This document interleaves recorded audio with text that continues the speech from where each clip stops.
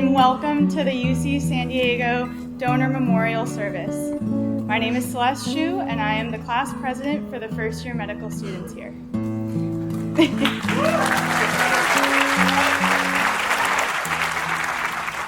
I'll be emceeing this service together with Sarah Kuzba, the class president of the first year pharmacy students.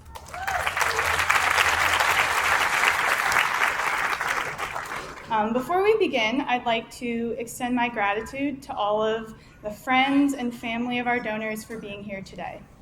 Your loved ones are truly instrumental in bringing empathy and humanism to medical and pharmacy education at UCSD. Today we are going to hear a few speeches, as well as poetry, singing, piano, dance, and flute performances from our students and faculty in honor of you and your family members. I'd like to begin this beautiful event by saying a few words about my experience as we learned more about your loved ones. On the very first day of our anatomy class, we were asked to write a letter to our donors. I remember expressing my utmost gratitude for this human being in front of me. I did not know them, they did not know me, and yet they were dedicated to helping me and my peers become better physicians and care providers. As the year went on, I continued to feel this overwhelming sense of gratitude, but I felt a deeper connection to my donor as well.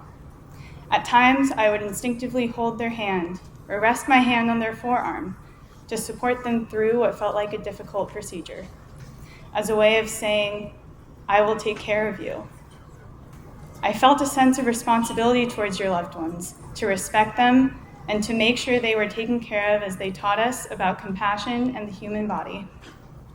At the end of the class, we were asked to write a second letter to our donors. As I put my pen to paper, I felt like I was writing a letter to somebody I had gotten to know. I found myself recounting the memories of different things I had learned about them, the tattoos that shared pieces of their personalities, the wrinkles on their faces that showed that they smiled often, the scars that told stories of their lives. Although we will never be able to truly meet your loved ones, I feel lucky to have been able to learn from them and about them in ways that will stick with me forever. In April, my anatomy class gathered together at La Jolla Shores Beach to burn the letters that we had wrote. As I stood around the bonfire with my peers, I placed my letters into the fire, watching them burn slowly, like an offering to the donor I worked so closely with all year. I felt in my soul that my donor was somewhere, reading my letters, surrounded by the other donors reading their letters too. Simply because of their virtuous donation, I know that your loved ones were dedicated to the scientific community, to the art of healing, and to helping train the next generation of knowledgeable and caring doctors and pharmacists. Today, as I stand in front of the friends and families of our donors and the members of the UCSD Schools of Medicine and Pharmacy, I am again reminded that these individuals are beloved, appreciated, and respected members of our community. I feel that they are here with us today, gathered together as we are, smiling with us. Thank you all again for attending this memorial service and for honoring the lives of those who have enriched our education and left a permanent impression on us. Thank you to the medical students, pharmacy students, anatomy faculty, and administration for their collaboration in organizing this event. I'd now like to invite the wonderful Vice Dean of Medical Education, Dr. Michelle Daniel, to come up to the podium to say a few words on behalf of our donors. Thank you all so, so much.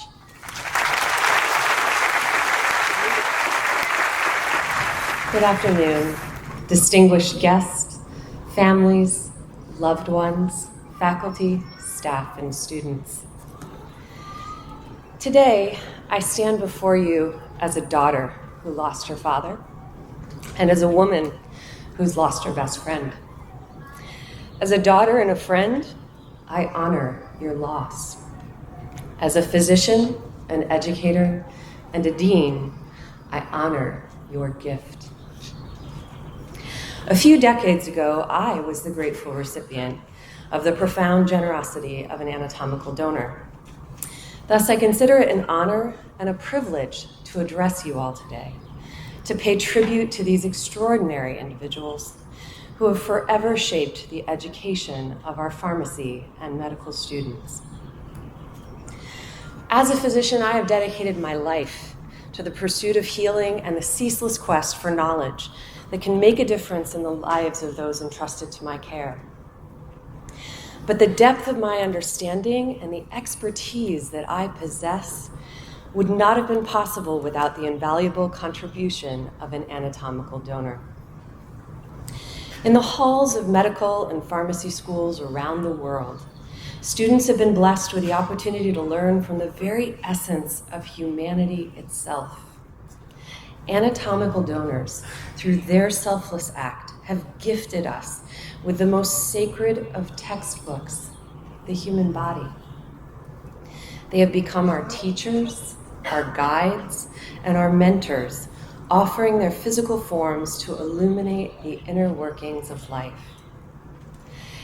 I vividly recall my own experiences in the anatomy lab, the hallowed ground where we encountered the miracle of life and the vulnerability of the human body. It was a place of deep introspection and respect, where we were entrusted with a profound responsibility. Each incision that we made was not just an act of exploration, but an act of reverence, acknowledging the immense gift bestowed upon us. Though the bodies of these anatomical donors, we learned the intricacies of the cardiovascular system, the complexities of the nervous system, the delicate symphony of the respiratory system, as well as the interconnectedness of every organ and tissue. Their sacrifice allowed us to comprehend the human form in a way that no textbook or lecture ever could. But beyond the scientific knowledge, these donors taught us the essence of empathy. Their silent presence reminded us that behind every disease, every symptom, every diagnosis, there is a person with hopes and dreams and fears. Their gift enabled us to see beyond the surface, to truly understand the human experience, and to approach patient care with compassion and understanding. To the families and loved ones present here today, I want to extend my deepest sympathies for your loss. Your loved ones have embarked on a journey of extraordinary significance, one that goes far beyond the boundaries of their own lives. They have become the beacons of knowledge, illuminating the path for countless aspiring pharmacists and physicians, guiding them toward a future of compassion and excellence in patient care. To the students here today, I encourage you to embrace this sacred knowledge with the utmost respect and humility. Carry the legacy of these donors within you as you embark on your journeys to heal and to serve. Remember that your education is not solely based on textbooks and lectures, but on the profound gift that these selfless individuals who have touched your lives in ways that words cannot express. In closing, I'd like us all to bow our heads and remember these anatomical donors as the heroes that they truly are. Their extraordinary act of selflessness has left an indelible mark on the lives of future pharmacists, physicians, and healthcare professionals. Their legacy lives on in the countless lives that will be touched by the hands that they have helped train and shape. May we always carry the memory of these donors in our hearts, and may we honor their legacy by embodying the compassion, expertise, and humanity that they have so graciously imparted upon us. Thank you all.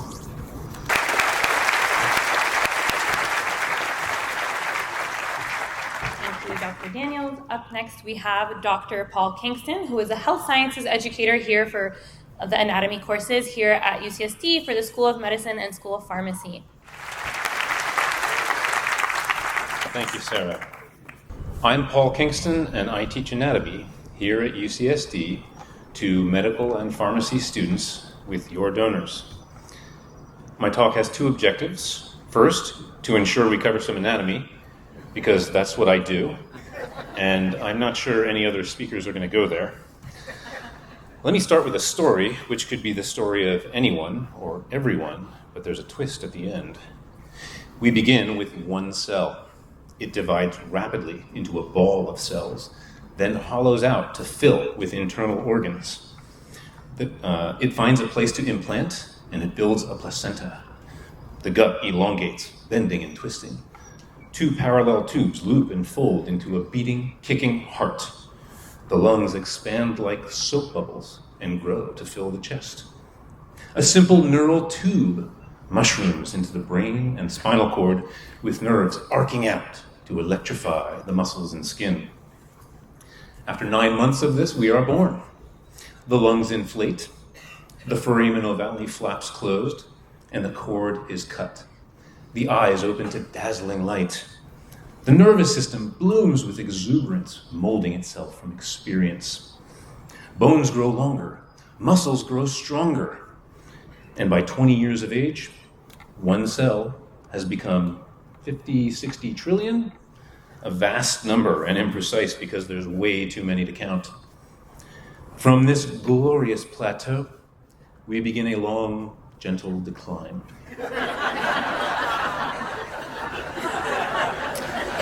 Bones become brittle, ligaments become lax, muscles shrink and weaken, arteries stiffen and clog. Neurons die with no replacement. Our population of cells declines. Except for fat cells, they do great. You gotta store that energy. What if there's a famine? You never know, right? Age takes its toll, and our life ends in death due to heart failure or cancer or Alzheimer's, etc. Except for a few people, like your people who gave their body to inform a group of bright, aspiring physicians and pharmacists about anatomy in the very best way we know how to teach it. In several years, these roughly 200 students will graduate into professional practice and fan out across the globe, a diaspora of anatomic experts. With the knowledge gained from the anatomy lab, they'll treat and perhaps even cure many millions of patients who have heart failure or cancer or Alzheimer's, etc. You may wonder, what do our students learn exactly in the anatomy lab? Well, there's basic anatomy, first of all. Like, for example, where is the spleen? Let's do a little pop quiz. Students in the back, I want you to raise your left hand. Go ahead and raise your left hand. And I want you to place it over the surface projection of your spleen. There it goes. I see it right there. Around the back, on the left side, deep to ribs 9 through 11, where it's vulnerable to a laceration if you fracture one of those ribs. Watch out for these ribs back here. They're protecting your spleen, everybody. They also learn about anatomic variation, not just the obvious stuff like height or weight, but wild variations in the branching patterns of blood vessels and nerves, the size of organs like the heart or the spleen, the shape of the liver, the angle of the portal triad as it approaches. That's all normal variation, but occasionally we see something really spectacular. One time, years ago, a group of students found their donor's heart on the wrong side of the chest, pointing the wrong way, with the vessels related to it reversed. This donor had a condition called situs inversus totalis, in which their internal organs are all backwards. Everything's a complete mirror image of normal. So their stomach, liver, spleen, those were reversed as well. Which begs the question, did this person know they were situs inversus? Because you can't tell from the outside, so maybe they had no idea. But if they had an x-ray or a scan, they would have known. So maybe they did know and they thought, wait till they see my anatomy. They are gonna freak out. Which we did. The students learn about pathology from the evidence of it that we see, like heart failure, evidence of cancer, Alzheimer's, etc. And they learn to rely on their compassion to sustain them through the challenge of learning by dissection from donors who are still human beings. And that reminds me of fingernails. Usually unremarkable, but occasionally painted. Recently we had one donor who passed away with a fresh coat of bright teal finger polish. And you could see it sparkling from across the lab. And the consensus of the students at that table after a while was, yeah, this is how you do it. This is how you exit with style. And I know what you think I was going to say. You thought I was going to say, yeah, she nailed it. No. Come on, we're professionals here. So you may have noticed at the start I stated that I had 2 objectives, but I only mentioned the first, which was to teach them anatomy. By the way, we're all clear on where the spleen is? Yeah. That reminds me, the P1s, the first year pharmacy students, they just had their last quarterly exam yesterday, right? And I believe we pinned the spleen. So did you all identify it correctly? I got it. Okay, well, if anyone didn't get it, you have your final exam next Friday. This was bonus instruction, and I expect you to get it right then. So, right. Everybody knows where the spleen is? We're good? Okay. My second objective was to let you laugh. Because that's what I do, and I wasn't sure any other speakers were going to go there. But more importantly, I wanted to let you laugh so that you may understand that in the lab, while we reflect on a donor's death, we know also that they first lived a life. And that while you mourn their passing, you may also recall the joy and the laughter and the love that came before. We here at UCSD are immensely grateful for the anatomic gift that your loved one gave. It is a profound gift and an undeniable good for which we owe you our deepest thanks. So, thank you.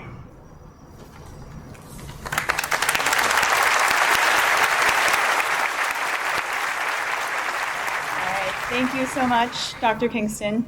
Now I would like to invite Daniel Massione and Hugh Nguyen to perform Somewhere Over the Rainbow, a duet performance. Testing mic. Good. 1, 2, 3, 4.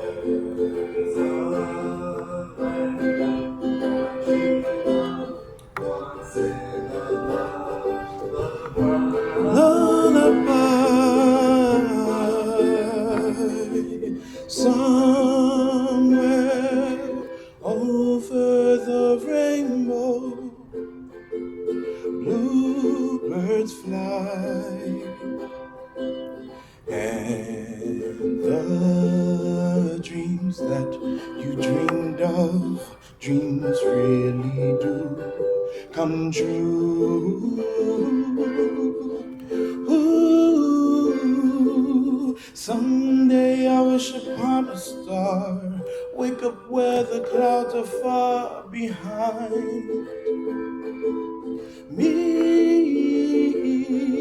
where trouble melts like lemon drops, high above the chimney tops is where you'll find me, somewhere over the rainbow. Bluebirds fly, and the dreams that you dream do. Oh why,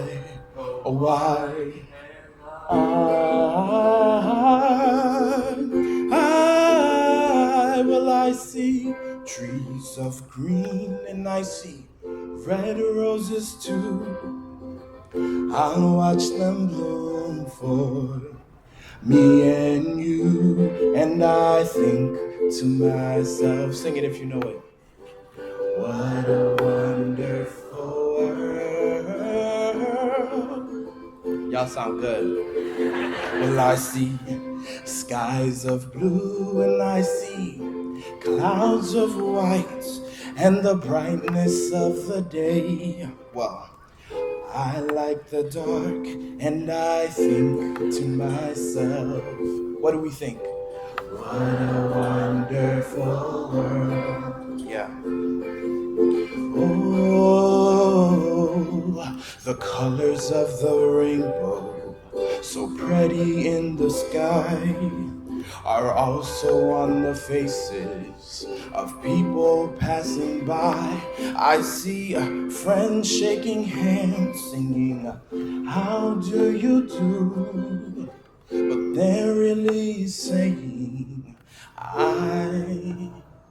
I love you.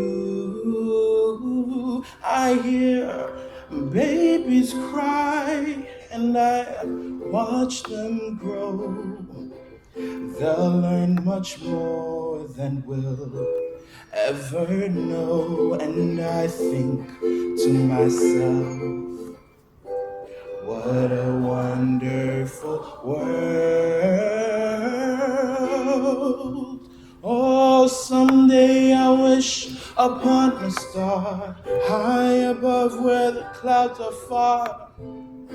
Oh, behind me where troubles melt like, sing it, high above the chimney tops is where you'll find me, somewhere over the rainbow.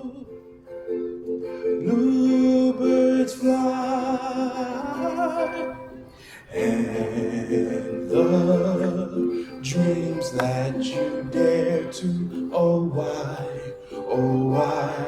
can't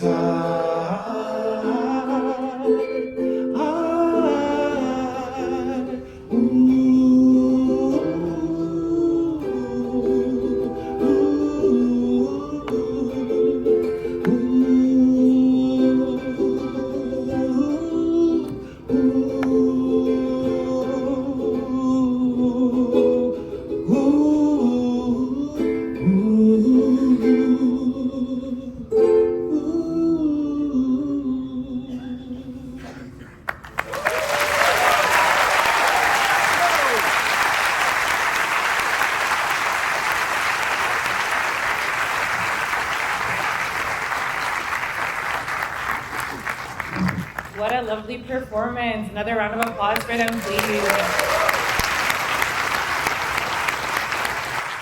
I have to be honest, this is my first time hearing this song, so it's so beautiful. No, and it was so nice to see you all singing along.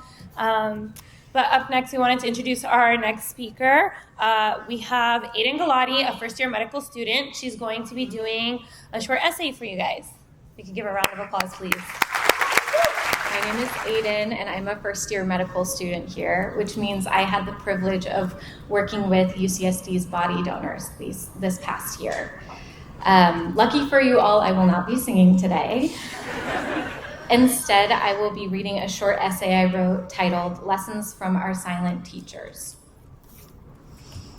I was nervous when I met the body donor I was assigned to for the first time.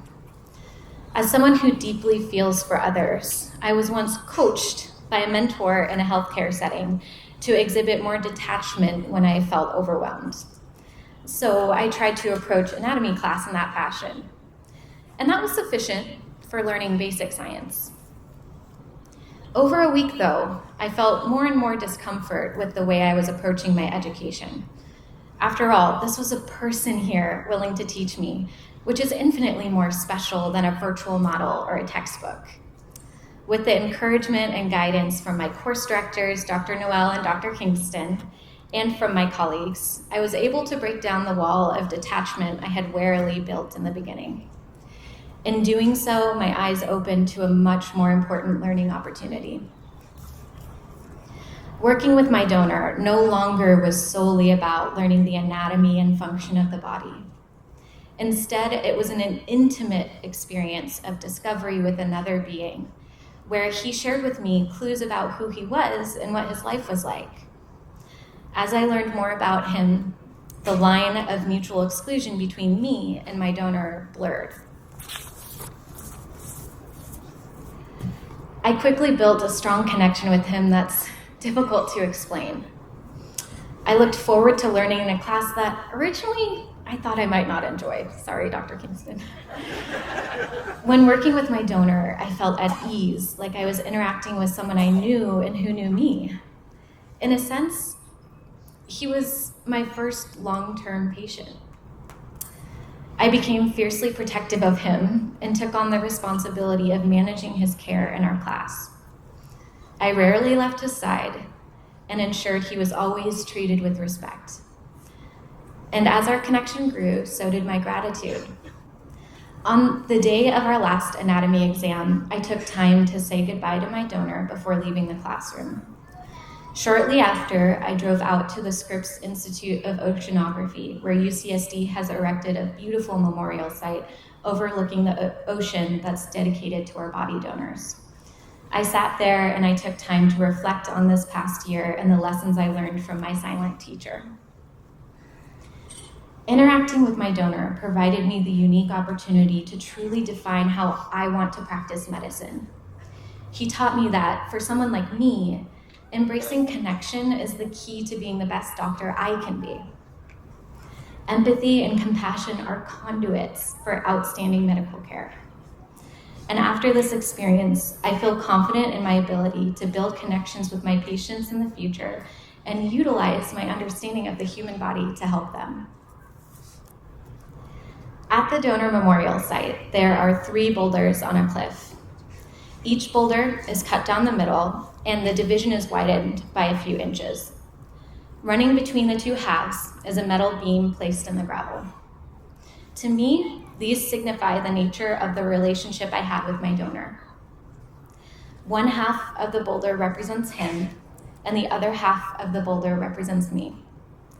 Despite being divided by a line separating our lifetimes, we still comprise 2 different but very well-balanced parts of a whole. We all strive to imprint on others in a positive way throughout our lifetimes, but few are those who continue providing an impact after their passing. It is these people who we recognize and memorialize today. My gratitude to UCSD's body donors has no bounds, and I will carry their lessons with me for the rest of my life. Thank you.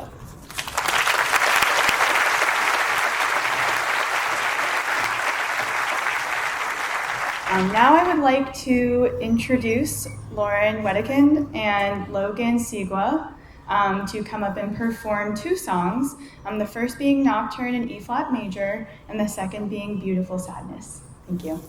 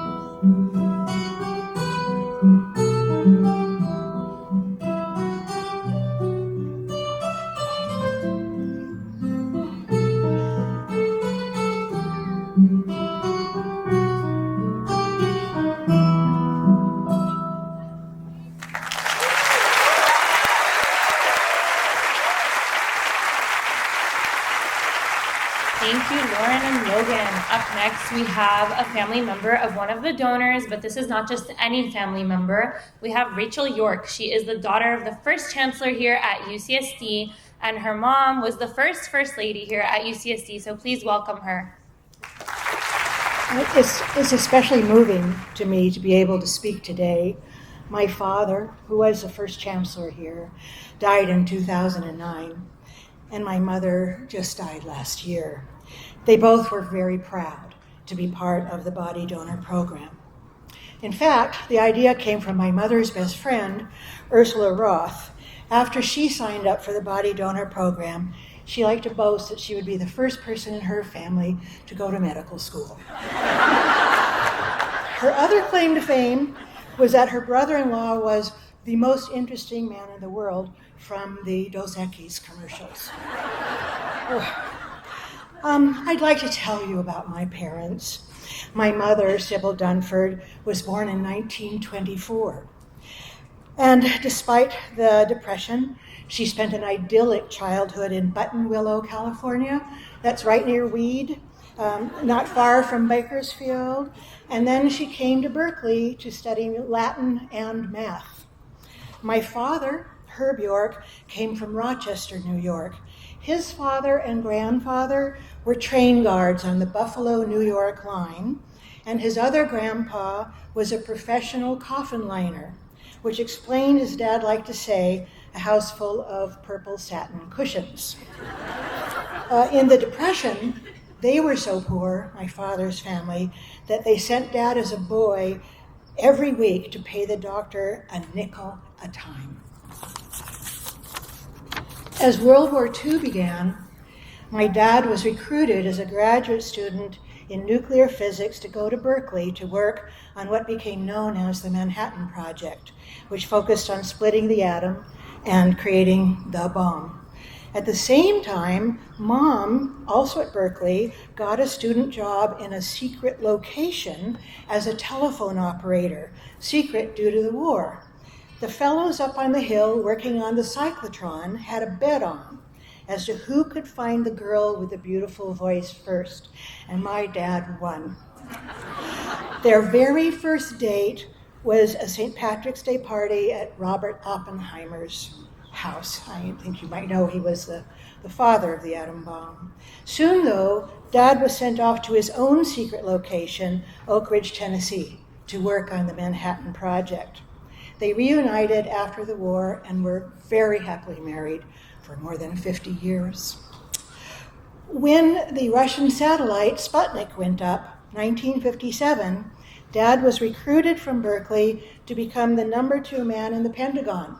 In fact, he had a corner office, which is not that big of a deal in a building that has 5 corners, but anyway. And at the age of 35, if you can imagine, he was in charge of all of America's defense research, missiles, and getting to the moon. And in many ways, he was that rocket scientist that no one needs to be as smart as.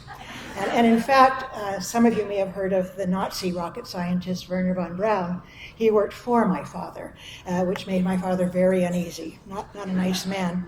And one of his proudest achievements was when he wrestled outer space away from the military and set up NASA to be a civilian endeavor, and that's why it's not a militarized zone.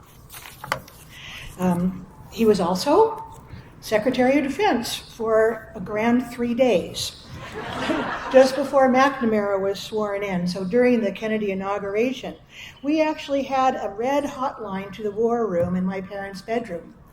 I did indeed get in a lot of trouble for playing with it. My parents had an extraordinary life.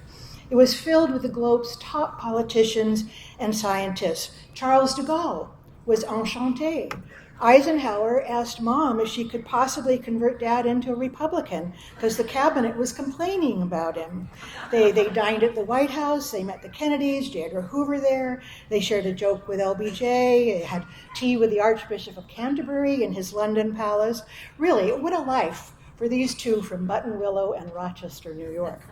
In 1961, Dad was recruited, he was still at Washington, to become the first chancellor of UCSD. He was only 39. Those were heady days. Nothing existed here. I remember it. The eucalyptus groves, Scripps, and Camp Matthews. That's all that was here when we came in 1961. And at the time, La Jolla was described as a sleepy village of retired admirals and their parents. Dad also recruited top early professors, including Irwin Jacobs, founder of Qualcomm. San Diego benefited a lot from that, and he set the university on its path towards the great institution that it is.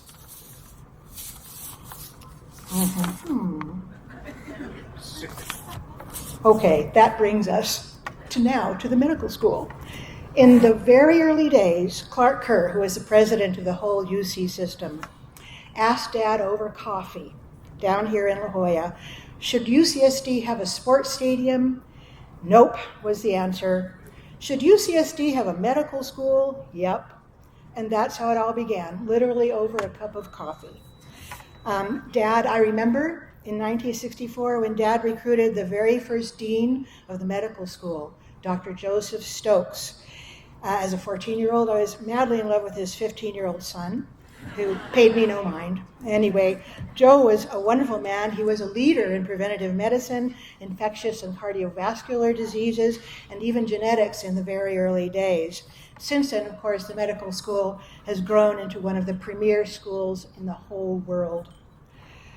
Mom and Dad were very proud to contribute to the beginnings of UCSD. They participated in several of the medical school clinical studies, and with no hesitation, they were pleased to continue by contributing to the UCSD body donor program at the end of their lives. It's a wonderful thing that all of our loved ones have done. And thank you too, and all of them. Thank you.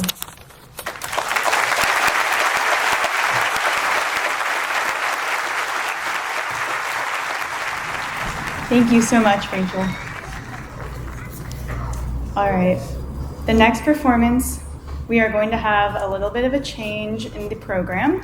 So we are going to have Jia Chen and Gabrielle Mock perform Nearer My God to Thee on flute and piano.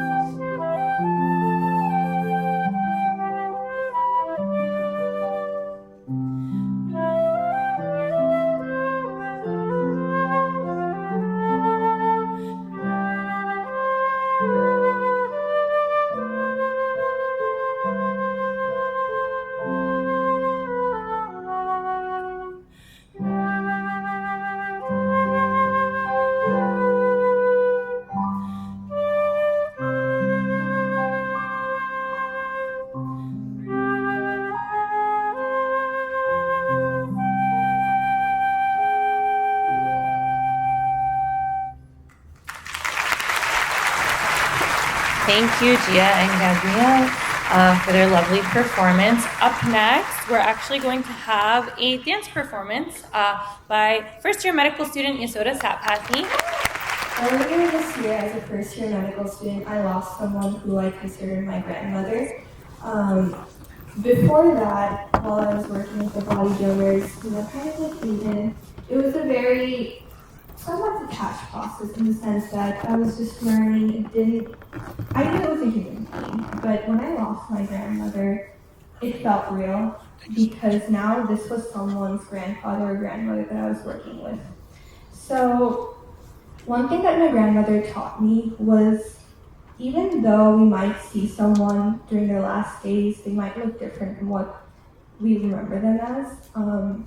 It's really important to also remember their best qualities and what they would have liked to be remembered as. For my grandmother, that was her sense of beauty. She would have impeccable makeup, her dress was always gorgeous, and that is something that stuck with me. Whenever I think of her beautiful eyeliner on, her hair and a halo around her face.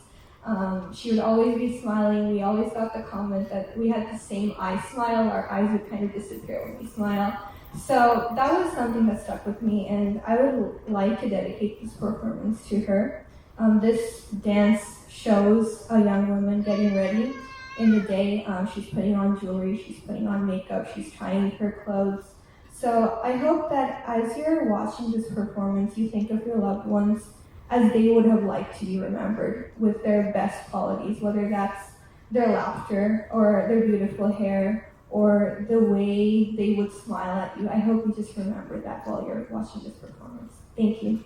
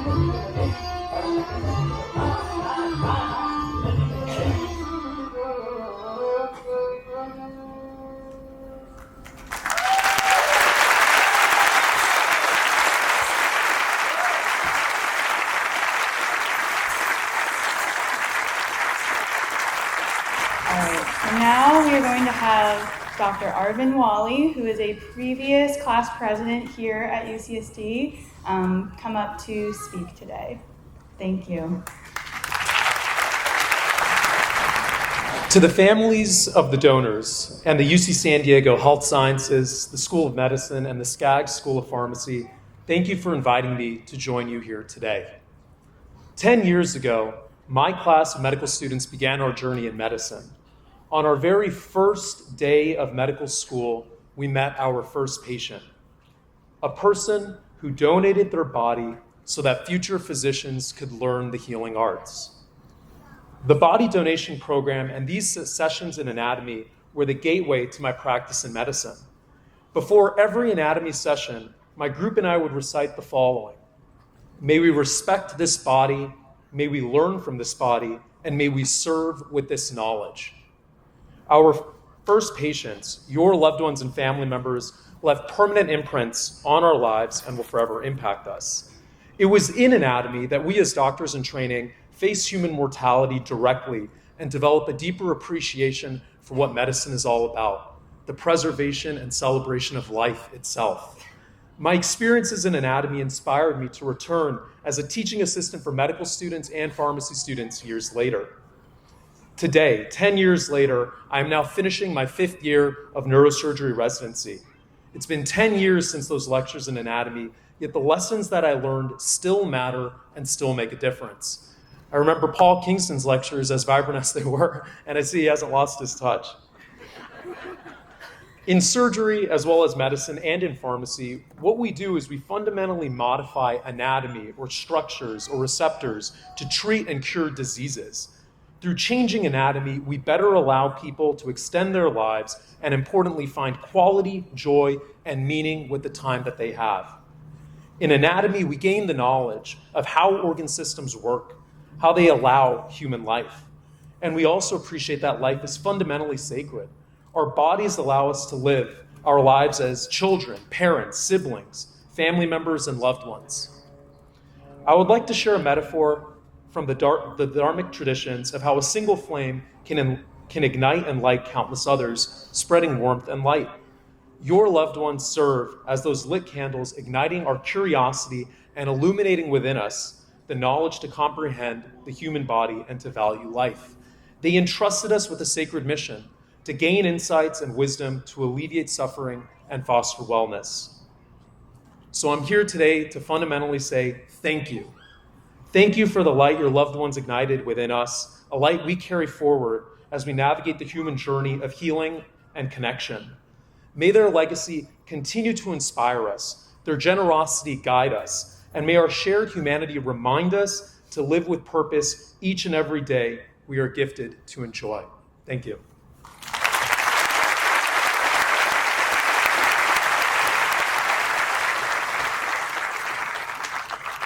Allow me to formally introduce myself. Hello, everyone. My name is Sarah Kuzba, and I'm the first year president for the pharmacy students here at UCSD. And before we wrap up, I wanted to say a few words.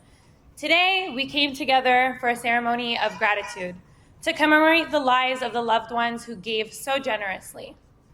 Loved ones who gave so much that they knew when their time here on earth was up that they still wanted to give. There are several reasons as to why people give, but I personally believe that every donor here gave for the sake and welfare of humanity, to help advance healthcare and to prepare the new generation of healthcare workers to come. And by giving, they brought us all together.